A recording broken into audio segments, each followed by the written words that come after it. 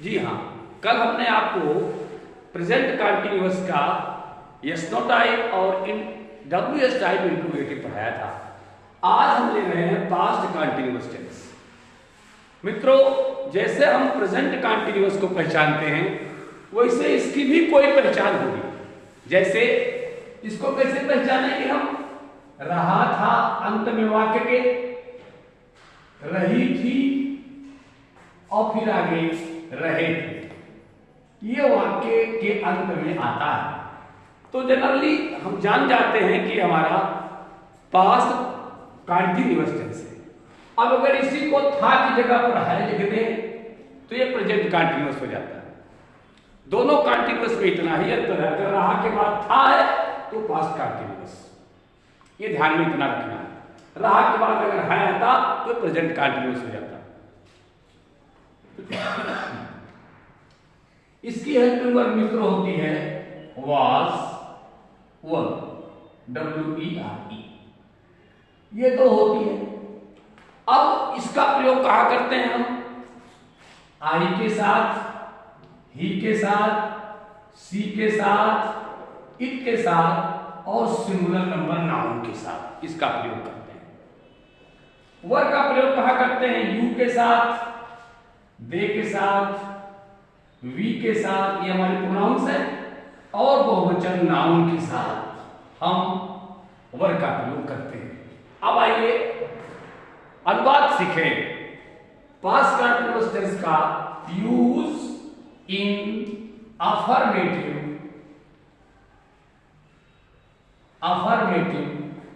Sentences कैसे करेंगे? जैसे देख लेंगे, राम लखनऊ जा रहा था। भैया बहनों देखेंगे इसमें क्या लिखा है? जा रहा था। हमने तुरंत जान लिया कि हमारा पास्ट कंटिन्यूअस टेंस है, तुरंत जान लिया। अब क्या करना? पहले सब्जेक्ट लिखना, फिर सब्जेक्ट को देख के सहायक क्रिया लगाना, फिर क्रिया में आईएनजी लगाना, फिर जो बचे ऑब्जेक्ट माना बचे, जो भी बचे ऑब्जेक्ट के रूप में, चाहे वो जो भी आ जाए, एडवर्ब आ सकता है, कुछ भी आ सकता है, आप उसको लिख सकते हैं। अब आइए लिखते हैं। इसे लिखा हमने राम। अब राम के साथ इन दोनों में से किसको लगाएंगे? सिंगुलर नंबर राम, इसलिए हम वाज का प्रयोग करेंगे। राम वाज जा रहा, गोइंग टू लखनऊ। इस तरीके से हमारा बना। पहले हमने क्या लिखा? सब्जेक्ट लिखा, फिर उस सब्जेक्ट को देख के हमने क्या लगाया? हेल्पिंग वर्ब लगाया।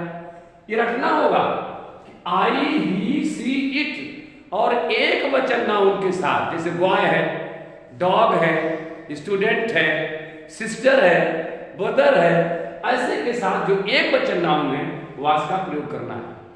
और यू, वी, दे जो हमारे ये हैं, ये प्रोनाउन और बहुवचन नाउन, जैसे हमारा boys, brothers, sisters, dogs, cows, boys, girls, ये जो हैं इनके साथ हम वर का प्रयोग करेंगे। तो यहां पर चूंकि राम सिंगुलर नंबर था, हमने वाज लगाया।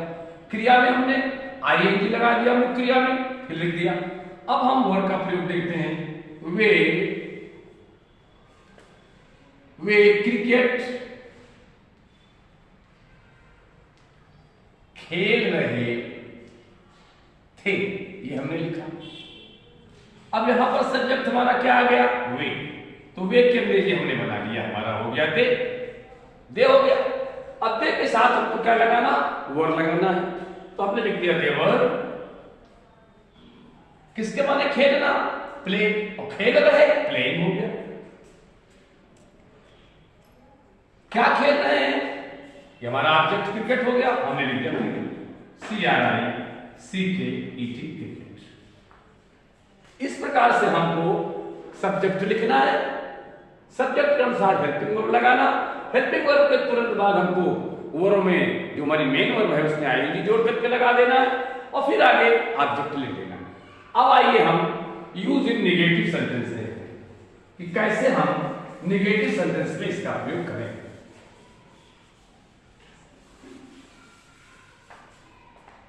Use in negative sentence. Negative sentence affirmative में क्या अंतर है? जो हमारा नियम अफर्मेटिव का है ठीक वही नियम हमारा नेगेटिव का है। फिर दोनों में अंतर क्या है? केवल हम नॉट को, नहीं के अंग्रेजी नॉट को, अगर कभी नहीं है तो उसके अंग्रेजी नेवर को हम सीधे सीधे हेल्पिंग वर्ब के बाद में लिख देते हैं। उदाहरण ले लेते हैं, सीता गीत नहीं गा रही है, ये हमने लिख लिया। अब मित्रों ये नेगेटिव वाक्य क्यों हुआ? क्योंकि इसमें क्रिया को नकारा जा रहा है और इसमें पहचान इसमें नहीं हमको दिखाई दे रहा। ये है इस वाक्य में, इसलिए ये वाक्य हमारा नेगेटिव हुआ। अब सीता को लिखा हमने, सब्जेक्ट बनाया सीता। अब इसमें एक वचन है ना, एक वचन नाउन। अब हमको क्या लिखना है यहां? वॉज, सीता वॉज गा रही, सिंग माने गाना। अब इसमें हम आईएनजी लगा दिया। अभी नॉट करने के लिए लिखा, नहीं करने के लिए नॉट इसके बगल में लिख देंगे। Sita was not singing, yes ING I, singing a song, ये लिखा हमने। अब अगर हम इस नॉट को हटा दें यहां से तो अफर्मेटिव हो जाता, नॉट को लगा दें वो नेगेटिव हो जाता, सीधे सीधे। अफर्मेटिव नेगेटिव में क्या अंतर? नेगेटिव में पहले सब्जेक्ट लिखते हैं, फिर हेल्पिंग वर्ब, फिर नहीं के अंग्रेजी नॉट लगा के तब क्रिया में आईएनजी जोड़ते हैं। अफर्मेटिव में क्या होता है कि उसमें नहीं रहता ही नहीं, इसलिए हम नॉट का भी प्रयोग नहीं करते। इसलिए हमारा हो गया Sita was not singing a song. दूसरा, तुम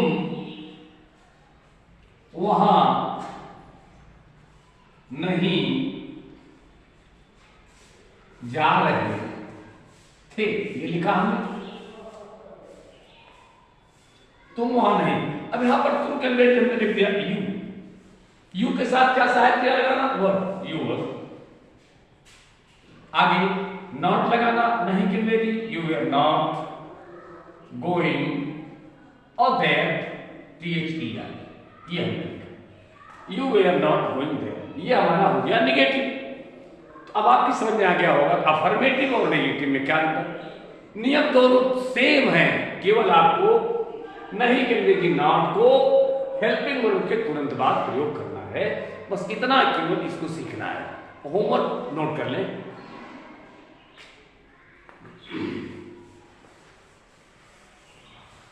होमवर्क,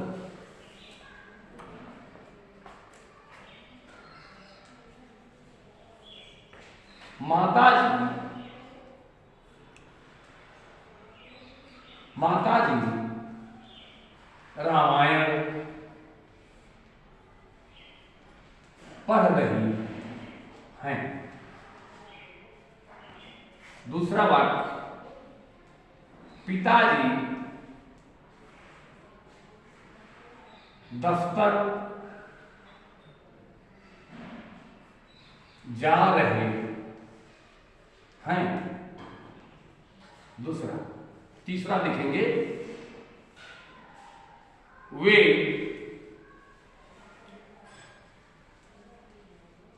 लखनऊ से आ रहे हैं। अब हम पहला हो गया अफर्मेटिव, दूसरा अफर्मेटिव, तीसरा अफर्मेटिव। चौथा वाक्य हम लिखेंगे, रवि पुस्तक नहीं पढ़ रहा है। पांचवा वाक्य, हम, पहला वाक्य होमवर्क का है, माताजी रामायण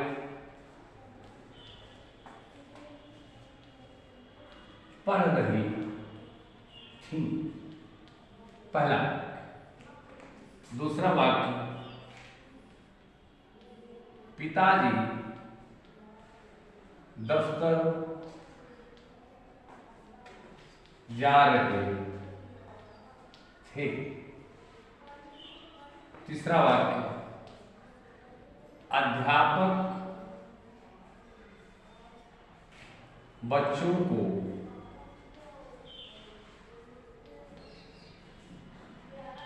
पढ़ा रहे थे।